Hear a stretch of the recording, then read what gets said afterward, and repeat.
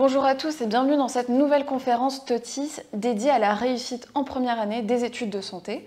Aujourd'hui, je suis avec Yanis de CPCM. Bonjour Yanis. Bonjour.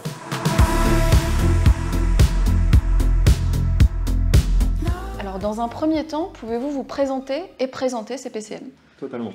Je m'appelle Yanis Kedis, je suis co-directeur de la prépa santé CPCM.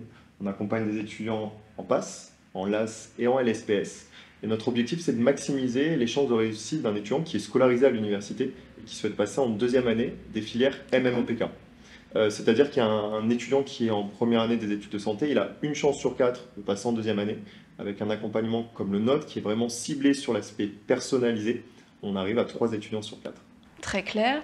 Comment se déroule une année en PASS? Semestre, passage en deuxième année? Alors c'est complètement différent de ce qu'on a l'habitude de voir au lycée. Au lycée, on est plus sous format trimestriel, là on va être sous forme de semestre. À la fin de chaque semestre, un étudiant va avoir des examens et une moyenne. À la fin des 2 semestres, on a une moyenne générale qui nous permet soit d'être grand admis, on appelle grand admis un étudiant qui passe directement en deuxième année des études de santé, soit admissible, il va devoir passer des épreuves orales pour passer en deuxième année des études de santé, ou soit non admis parce que les notes étaient trop basses pour passer en deuxième année des études de santé. Alors, quelle spécialité choisir au lycée pour maximiser ses chances? C'est une question qui nous est très souvent posée.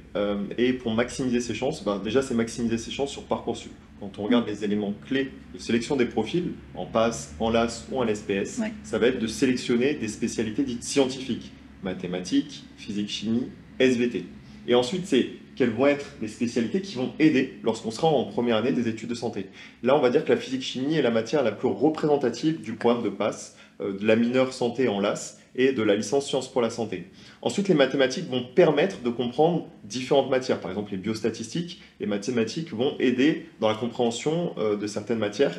Les SVT, il y a une partie du programme de terminale qui va être utile en SVT pour le programme de PASS. Donc, si j'ai un conseil à donner aux étudiants, c'est de conserver les matières, les spécialités scientifiques. Et pour aller plus loin, il faut être aussi très stratégique. Si on n'est pas forcément bon en SVT, ne conservons pas les SVT en se disant qu'il faut absolument conserver les SVT. Conservons la physique-chimie et les mathématiques. D'accord. Quelles sont les grandes différences entre le lycée et la première année en PASS? Il y en a énormément et beaucoup d'étudiants ne sont pas préparés à ces difficultés. Ce qu'on a l'habitude de rendre comme image du lycée à l'université, c'est la piscine. La piscine, il y a le petit bassin qui est donc le lycée et on a le grand bassin qui est l'université. Quand on est dans le petit bassin, on a ses repères, on sait marcher, si on sait marcher dans l'eau et on est en capacité de rester dans ce petit bassin.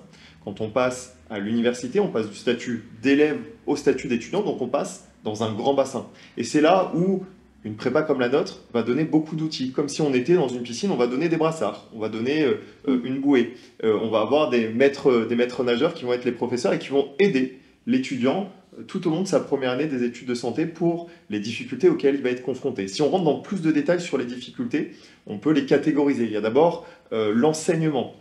L'enseignement, quand on est au lycée, on est dans des groupes de 20 étudiants. C'est peu, 30 étudiants, c'est peu, donc on peut poser ces questions aux professeurs. Quand on rentre à l'université, on est dans des amphithéâtres avec plusieurs centaines d'étudiants. Et ça va être très déstabilisant lorsqu'on aura la rentrée scolaire en septembre. Ensuite, il y a les évaluations, elles vont aussi changer. Au lycée, on est en contrôle continu. Donc, ce que j'apprends début septembre, je vais avoir les contrôles courant septembre. Ma mémoire est encore fraîche. Quand on est à l'université, on passe sous format semestriel, comme j'ai pu l'indiquer. Donc, on va avoir des examens à la fin de chaque semestre. Et donc, ce que j'ai appris début septembre, il faut que je sache le ressortir en décembre, janvier, lors des évaluations. Et donc, c'est tout un travail et ça nécessite une méthode de travail. Là aussi, au lycée, on ne nous apprend pas à travailler. On ne nous indique pas, voilà la méthode qu'il faut mettre en place pour être le plus productif possible.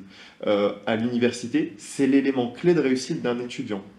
Et pour finir aussi, un élément qui va complètement changer, c'est l'aspect compétition. Alors des étudiants, quand ils sont au lycée, ils peuvent avoir cet aspect compétition, je veux être premier dans ma classe. Ça, il y a des étudiants qui arrivent. Mais quand on est au lycée, quand on passe le bac par exemple, il n'y a pas un nombre limité de mentions très bien au bac. Si j'ai plus de 16 sur 20 au bac, je vais avoir ma mention très bien. À l'université, il y a un nombre prédéfini de places en médecine, en maïeutique, en odontologie, en pharmacie et en kinésithérapie. Donc il faut être meilleur que les autres. Et c'est ce qui crée cet aspect compétition. Donc tous ces changements du lycée à l'université doivent être préparés par les étudiants et être anticipés dès le lycée. Alors justement, à quel type d'étudiants, quel profil d'étudiants s'adressent les études de santé? Alors, les études de santé vont s'adresser aux étudiants qui ont une vraie vocation, qui souhaitent devenir médecin et tous les métiers qui sont liés aux études de santé. Ça va être aussi quel étudiant va réussir les études de santé. Et là, il y a différents critères. Je dirais que c'est un triptyque. Le premier critère, ça va être la méthode de travail. Je l'ai dit, il faut qu'un étudiant ait sa propre méthode de travail et sache comment travailler parce que on n'a plus le professeur qui va nous dire voilà les exercices que tu dois faire pour la semaine prochaine. On est en totale autonomie. Le deuxième critère, c'est l'endurance. On peut le comparer à une compétition sportive. Et ben, il va falloir être endurant parce que c'est pas une année complète, mais il va falloir être bon tout au long de l'année, mettre les efforts tout au long de l'année et répéter ses gammes. Et le troisième élément, on l'aborde très peu souvent, c'est la partie mentale. Il va aussi falloir développer, comme un sportif de haut niveau, c'est pas que le physique, il y a à la fois le cerveau qu'on va travailler, c'est aussi la partie mentale. Je prends un exemple, lors d'un examen, un étudiant est confronté à des QCM, parce que c'est sous format QCM qu'on a les examens à la fin de chaque semestre. Le QCM est très complexe, il va y avoir deux typologies d'étudiants. Un étudiant qui dira « Waouh, c'est très compliqué, je ne vais pas y arriver ». Je ne suis pas sûr de donner la bonne réponse. Et à contrario, il va y avoir l'étudiant qui est prêt mentalement et qui va se dire « Ok, c'est compliqué, mais c'est compliqué pour tout le monde. Et si c'est compliqué pour tout le monde, bah, ça devient une vraie opportunité. » Et c'est là où on voit la différence sur la partie mentale qui va aider les étudiants parce que c'est une année qui est très complexe. Alors pourquoi choisir une prépa?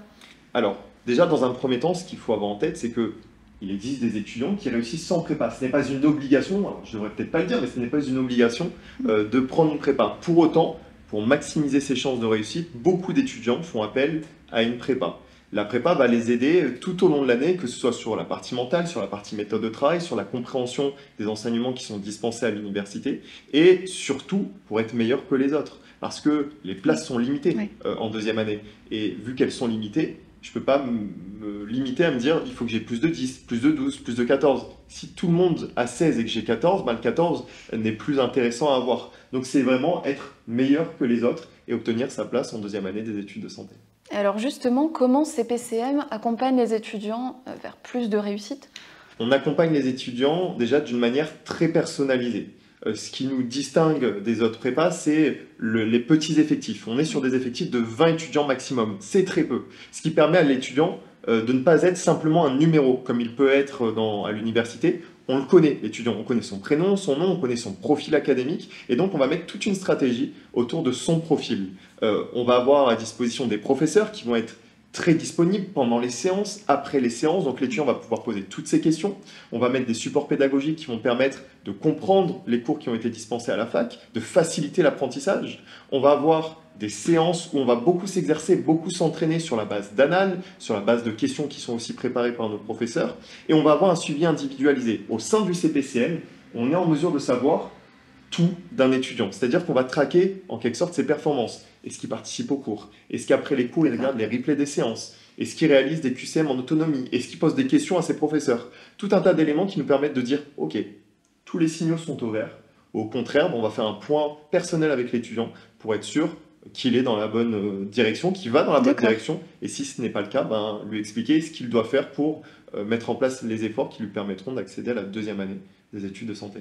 Très clair. Un dernier mot adressé aux étudiants peut-être? Un dernier mot, alors je vais adresser un dernier mot aux étudiants et aux parents. Premièrement, les étudiants, faites-vous confiance. C'est une année qui va être compliquée, elle est compliquée pour tout le monde, mais si vous avez une vraie vocation, je sais que beaucoup d'étudiants qu'on rencontre se disent « je veux être médecin, je veux être kiné, je veux être dentiste ». Si vous avez cette vraie vocation en vous, vous saurez mettre les bons efforts au bon moment. Aux parents également, c'est les parents qui accompagnent souvent les étudiants, ne jouez pas le jeu de la préparation, c'est vous qui devez la mener. On a beaucoup de parents, on a l'impression que c'est eux qui vont aborder cette première année des études de santé. Soyez un support émotionnel, un support administratif, logistique. Faites en sorte de faciliter la vie de votre enfant tout au long de cette première année. Mais réellement, faites-vous confiance.